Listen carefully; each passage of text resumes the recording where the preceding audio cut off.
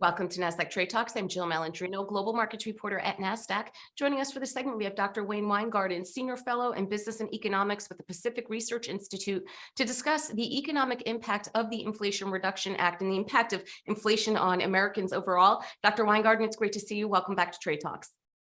Good to be here. Thank you. You got it. And let's talk about the effect of inflation on average American families. Well, it's a tax, and economists always refer to inflation as a tax because it's taking away your income. You have to spend more and more money for the goods and services that you typically buy. Right now, year over year, we're well over 8%, close to 8.5%. And that means that the incomes that we have, they're not keeping up with it, and families are falling further behind. We see it in groceries, gas, rent, it's across the board. And even though gas has come down, it's still expensive compared to where we've been. Now, what about the economic effects of the Inflation Reduction Act? Are we going to see any relief there? No. I mean, just take the basic premise of why they said it was going to reduce inflation. The whole idea was it's going to reduce the deficit, and by reducing the deficit, you're going to take away some of that inflationary pressure. By its own scoring, you don't see any deficit reduction for 4 years.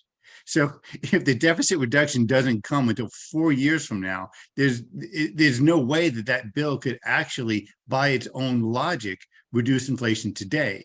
And then you also have to look at it as a package. So you take into account student debt relief, which we just said $400 billion. So that completely offsets the reduction in deficit we were supposed to get. So we're not going to see, from a fiscal policy perspective, any help on the inflation front. And that obviously is troubling. Right. Well, let's talk about your general macro outlook. We know that Fed is certainly in a tightening cycle here. We know that it's going to take a good 4 to 6 quarters for its policies to play out. We know investors have to be patient. I mean, how much longer can people possibly keep up with inflation? When do you think that we'll start to see some relief? We're going to start to see some relief towards the end of this year. I mean, some of it is just based on your comps, right? Year over year comps are going to be catching up. And so when we get that, you're going to see some relief. And you do see that impact on the month to month. The problem is that the policies aren't supporting on the fiscal side and the regulatory side what the Fed is doing. And so we're not actually getting an increase in supply to help kind of reduce that reduction of inflation we're seeing from what the Fed is doing.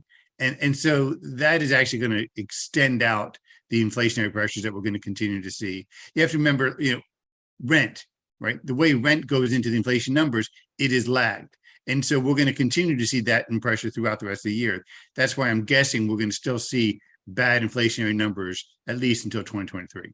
Is there really anything that the Fed could do other than the strategy that it's employing now, or perhaps they're being too data dependent? I mean, what could they have done that would have been more effective?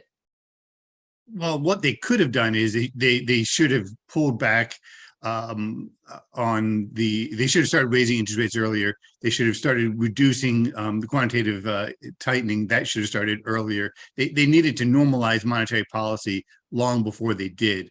But that's a little bit of water under the bridge. What they're doing now is the right thing.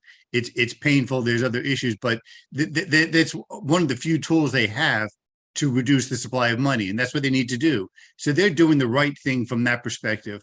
But what we need is, because inflation is too much money chasing too few goods, we need incentives to increase production. And that's from deregulation. That's from improving the amount of natural gas development that we're doing in this country. That's deregulation. That's fiscal reform that actually increases the incentives to produce. We need more of that. And by doing that and by enhancing supply, then we'll have kind of a complementary policy to what the Fed is doing. Right now, the Fed's going alone, and that's what's making it more difficult for investors, because them going alone means rates have to go up higher, and it's going to be more painful. Well, these strategies that you had just outlined seem pretty obvious. Why are they not playing out? Why are they not being put into effect? Because the people in the regulatory seats of power, the people in fiscal seats of power, they use a different model. They're saying that if we actually spend more money, that would increase the economy, that will get more income into people's hands. And so they're looking at the economy from a very different model, and they're getting a different answer. From my view, no matter how hard you work the wrong model, you're not going to get the right answer. And that's my concern.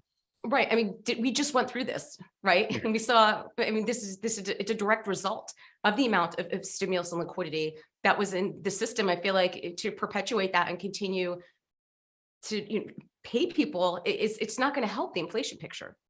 No, it's not. And that's why investors should think about this. This is an issue they're dealing with for the long term, because we're not doing the full policy environment that we need to. And we haven't even talked about international trade. We haven't talked about what's happening in the Ukraine, China and Taiwan. I mean, there's so much geopolitical risk that could create black swans that would make the situation worse too. And we haven't even touched on that. So this environment, unfortunately, is not going to be any less volatile for quite some time.